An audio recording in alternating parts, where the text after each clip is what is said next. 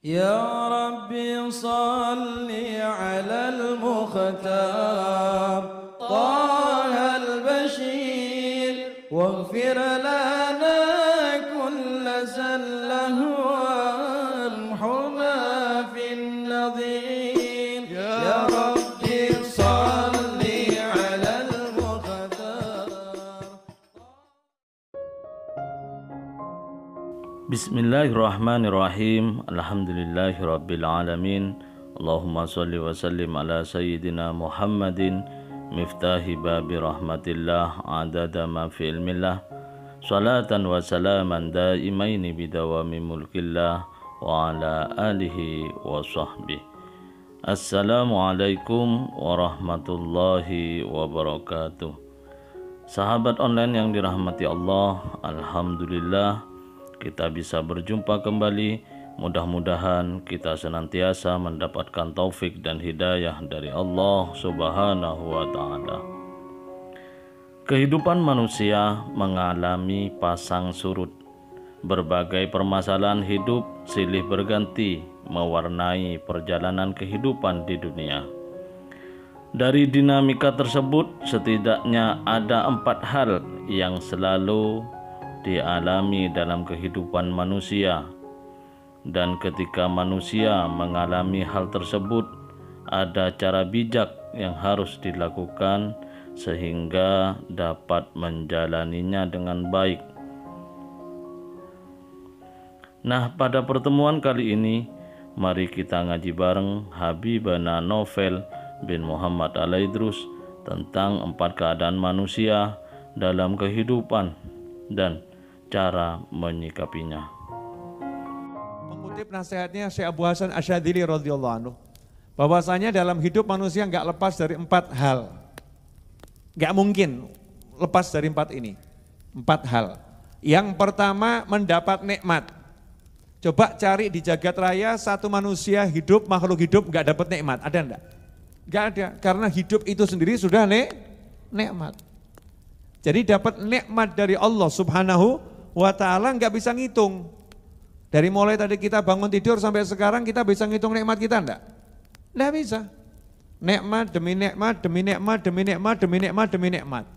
Nah, manusia kalau dapat nikmat itu tugasnya ngapain? Syukur. Syukur, alhamdulillah, alhamdulillah. Tugasnya syukur. Nah, sementara kita dari pagi sampai malam ini dapat nikmat, syukurnya seberapa? Jadi tugas syukur kita belum jalan. Kalau tugas syukur kita jalan itu mesti seneng tak urip ini. Bahagia terus. Karena orang syukur itu merasakan enak. Makanya ngucap alhamdulillah. Merasakan enak kok. Syukur, terima kasih ya Allah. Merasakan enak. Yang kedua, orang hidup gak mungkin lepas dari yang namanya ujian, musibah, bencana, bala. Siapapun manusianya, mau nabi, mau rasul, mau wali, ya, mau ahli taat, mau ahli maksiat, gak mungkin lepas dari ini. Bahkan dikatakan dalam hadis, sesungguhnya asyaddal bala, yang paling berat ujiannya, balanya, yang paling berat musibahnya siapa? Para nabi, tsummal amsal, tsummal amsal. Ujiannya nabi, musibahnya nabi itu lebih berat dibanding yang lain. Dan nabi yang paling hebat adalah Nabi Muhammad sallallahu alaihi wasallam. Maka ujian terberat yang dialami adalah ujiannya Nabi Muhammad sallallahu alaihi wasallam. Luar biasa ujiannya Rasulullah. Nah, kalau kita sebagai manusia kemudian kok hidup gak mau diuji, ya aneh. Barang siapa yang gak mau diuji silakan cari Tuhan selain aku, kata Allah Ta'ala. Gak nemu, karena la ilaha illallah. Tuhan cuma Allah. Manusia hidup pasti mengalami ujian, gak mungkin tidak. Siapapun orangnya. Ujian itu ya wujudnya rata-rata gak enak. Namanya musibah. Ya, musibah itu tidak enak. Nabi Muhammad SAW ujiannya banyak. Kalau saya ceritakan di sini ya berapa tahun gak akan khatam tuh ujian-ujian yang dialami Nabi Muhammad SAW. Wong Rasul itu belum baru Masya Allah ya, masih kecil saja sudah wafat ibunya. Dalam kandungan ayahnya sudah meninggal dunia. Diajak ibunya ziarah ke ayahnya, pulang ibunya yang akhirnya juga meninggal dunia. Dan Rasul melihat bagaimana ibunya meninggal dunia sallallahu alaihi wasallam. Balik ke Mekah, balik ke Mekah dari ziarah ke Madinah, kembali ke Mekah sebagai anak yatim piatu. Itu Nabi Muhammad sallallahu alaihi wasallam. Ujian demi ujian sampai sudah jadi Rasul pun diuji. Sampai diusir sama kaumnya. 3 tahun gak bisa makan makanan yang benar.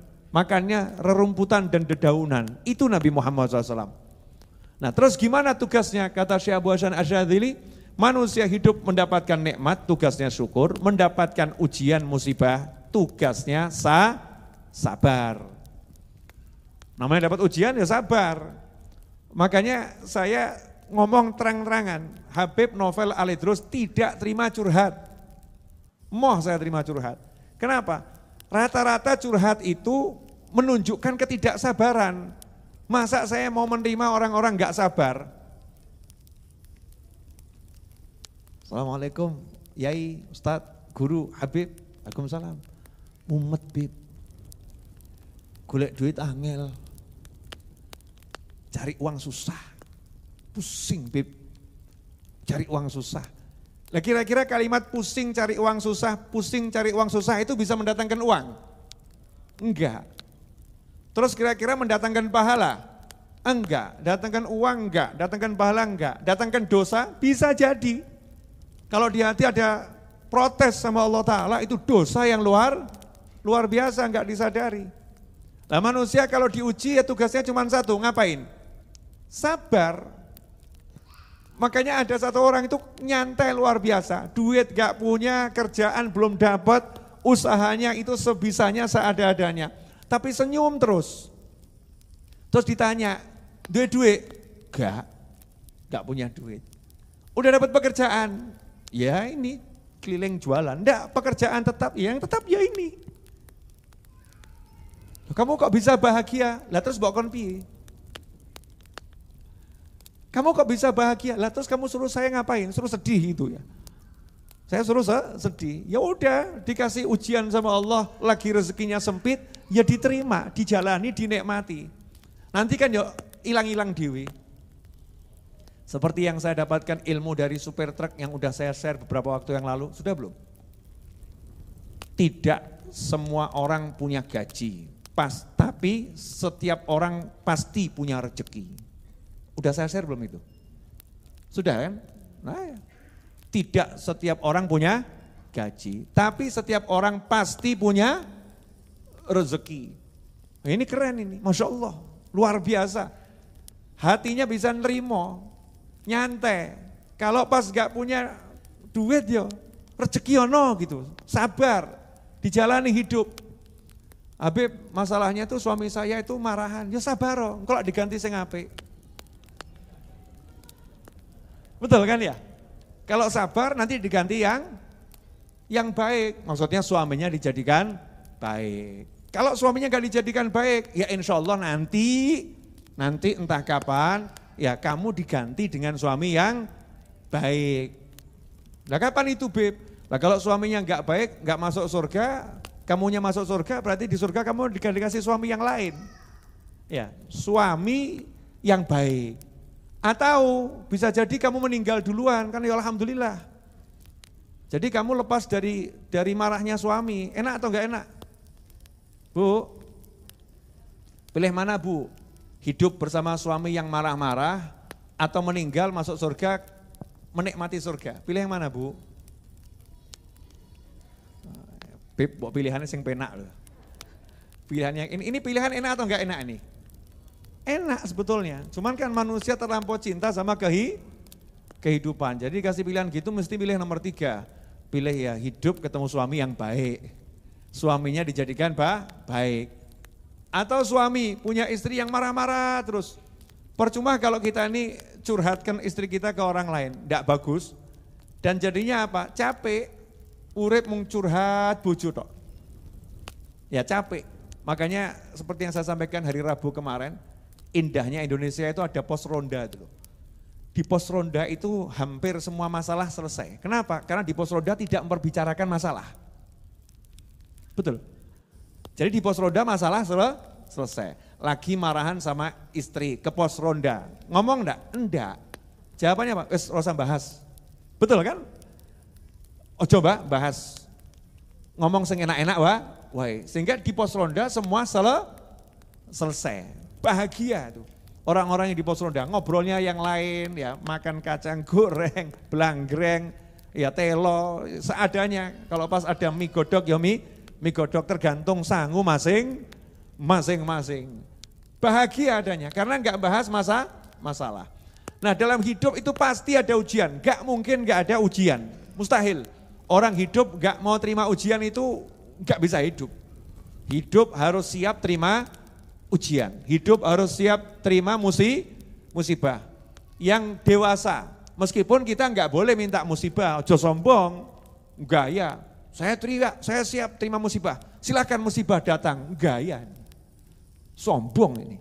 Orang tuh enggak boleh minta musibah, mintanya nikmat, mintanya selamat. Rabbana atina fid dunya hasanah. Enggak ada Rabbana atina fid dunya musibah, enggak ada.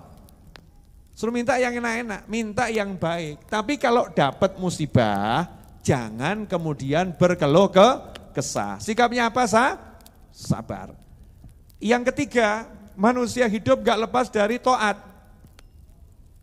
Gak lepas dari taat. Nah kalau kamu bisa taat, bisa sholat, bisa puasa, bisa zakat, bisa haji, bisa umrah, bisa zikir, bisa sholawat, bisa istighfar, bisa sodakoh, bisa duha, ya, bisa baca Al-Quran, bisa menyenangkan orang tua, apapun ketaatannya. Kalau kamu bisa taat, jangan sombong. Tugasmu melihat bahwasannya yang memberi saya kemampuan taat adalah Allah Subhanahu wa ta'ala. Jadi selalu ngomong sama dirinya, aku iso sholat, saya bisa sholat, Allah yang membuat saya bisa sholat. Saya bisa hadir majelis, Allah yang membuat saya bisa hadir majelis. Saya bisa sholawat, Allah yang membuat saya bisa sholawat. Sehingga taatnya tidak akan pernah jadi alat untuk menyombongkan diri kepada ahli maksiat ataupun ahli taat yang lain. Gak akan ngomong aku lebih taat dari dia, gak akan ngomong itu ahli maksiat, aku ahli taat. Yang ada alhamdulillah aku diberi Allah kemampuan untuk taat. Dia belum, semoga dia dapat yang sama dengan aku. Yang ada keluar baik terus ke dalam baik, keluar baik, ke dalam baik, keluar baik. Kenapa? Karena selalu melihat Allah yang ngasih saya enggak bisa apa-apa. La haula wala quwata illa billah. Yang keempat, orang hidup itu yang enggak terlepas dari dosa. Selain Nabi, Rasul dan para wali, itu manusia ya tempatnya salah. Tapi kalau Nabi dan Rasul tidak berbuat dosa, ojo mbok padake awakmu. Jangan disamakan dengan diri saya, dengan dirimu. Nabi juga manusia, Nabi memang manusia tapi Nabi enggak pernah berbuat dosa. Jadi sama enggak dengan manusia? Enggak sama, Nabi tidak mungkin berbuat dosa. Ma'sum, dilindungi oleh Allah Subhanahu wa ta'ala. Kemudian para wali tidak akan berbuat dosa, sing wali tenan enggak akan berbuat dosa. Kenapa? Mahfud, dijaga sama Allah Subhanahu wa ta'ala, bukan ma'sum. Mahfud dijaga sama Allah Subhanahu wa ta'ala. Kesalahan-kesalahannya wali itu kesalahan bukan dosa, tapi dalam pandangan wali adalah dosa. Misalnya begini, ini contoh ya, contoh. Wali hari ini bisa sholawat 1000, besoknya sholawat 1100. Maka wali itu menganggap sholawatnya yang 1000 kemarin itu dosa. Dosa aku, iso 1100 kok sholawatnya tidak ngomong 1000. Hari ini aku bisa sholawat 1100 kok, kemarin sholawatnya cuma 1000 kali, dosa saya. Jadi wali itu kalau kurang taat, rumangsa dosa. Nah kalau kita ini kurang taat ya alhamdulillah sampai ya. Betul kan ya? Alhamdulillah udah bagus, hari ini bonus bisa lebih bonus. Beda kita dengan para wali. Nah tugasnya manusia kalau berbuat dosa apa? Gampang. Makanya jangan mempersulit orang hidup. Yai, Ustadz, Habib, dosa saya banyak, gampang-gampang. Ampunan ya Allah lebih banyak, ya tinggal gedoran Gusti Allah. Tok, ya Allah ampuni saya, ya Allah maafkan saya. Ya kamu totok yang betulan, gedor yang betulan minta ampunannya Allah Ta'ala. Loh, Allah Maha Pengampun, Allah Maha Penyayang kok. Tambah ngomong sama orang-orang Islam mungkin model kayak aku diampuni, gak mungkin. Model seperti saya gak mungkin dapat ampunan. Apalagi kadang nyeletuk gak karu-karuan itu. Oh mau kayak ngono ki ora mungkin swarga neraka iki. Masya Allah. Tuhannya dia. Jadi Tuhan dia. Karena naudzubillah min dzalik. Siapapun manusianya sebelum ruh sampai di sini, itu peluang diampuni sangat besar. Dosanya model apapun. Peluang diampuni sangat besar. Jangan pernah mengecilkan ampunannya Allah karena Allah Maha Pengampun. Jangan pernah mengecilkan ya ampunannya Allah karena Allah Maha memberikan tobat dan Maha menerima tobat. Tugasnya apa? Salah minta maaf. Salah minta ampun. Setelah itu balik. Balen ya. Yang namanya istri punya salah sama suami minta maaf. Ya minta maaf. Setelah itu ngapain? Berbuat baik. Jangan setelah minta maaf terus itu yang maafkan aku ya yang ya. Tolong maafkan aku yang. Tapi nyata awakmu ki welek yang. Ini namanya istri kurang ajar. Habis minta maaf kok mencaci maki suaminya. Minta maaf sama suaminya, sungguh-sungguh maafkan aku. Setelah itu inabah kembali berbuat baik. Gawe no kopi, sego goreng gitu kan ya. Rujak no, senengane rujak buat no rujak, senengane lotis buatkan lotis. Ditanya sama tetangganya, kok tumben? Iya, aku udah ingin gawe salah. Kemarin saya berbuat salah. Udah minta maaf, nah ini bonusnya berbuat baik yang banyak. Biar hatinya semakin luluh. Nah sama Allah Ta'ala lebih dari itu. Kita minta ampun, minta maaf sama Allah. Kemudian kita amal soleh yang banyak. Innal hasanat yudhibna sayyiat. Sesungguhnya kebaikan-kebaikan amal soleh itu menghapuskan keburukan. Fa'adbil sayyatal hasanah tamuha, kata Nabi SAW, kalau kamu berbuat buruk maka segera berbuat baik, kebaikanmu akan menghapuskan keburukanmu. Ya, caranya begitu, istighfarnya jalan, tobatnya jalan, amal solehnya jalan. Itu kalau kita punya salah. Orang hidup gak lepas dari 4 hal ini. Alhamdulillah kita telah menyimak penjelasan dari beliau. Semoga ilmu yang telah kita peroleh ini dari Habibana Novel bin Muhammad Al-Idrus menjadi ilmu yang bermanfaat bagi kita, keluarga dan anak cucu kita. Inilah 4 kondisi dalam kehidupan manusia yang pasti terjadi dan cara menyikapinya. Yang pertama, taat. Jika kita berada dalam kondisi taat, maka seyogyanya kita terus mempertahankan dan melanjutkan kondisi tersebut. Berdoa agar ditetapkan oleh Allah dalam kondisi tersebut. Yang kedua, maksiat. Jika kita sedang berada dalam kemaksiatan, maka kita haruslah banyak istighfar sebagai cara untuk memohon ampun atas segala kesalahan dan dosa kita. Yang ketiga, nikmat.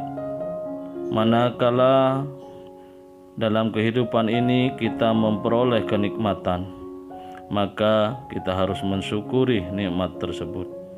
Dan yang terakhir adalah musibah. Manakala kita mendapatkan dan merasakan bencana atau musibah dalam kehidupan ini, maka seharusnya lah kita bersabar dalam menghadapinya.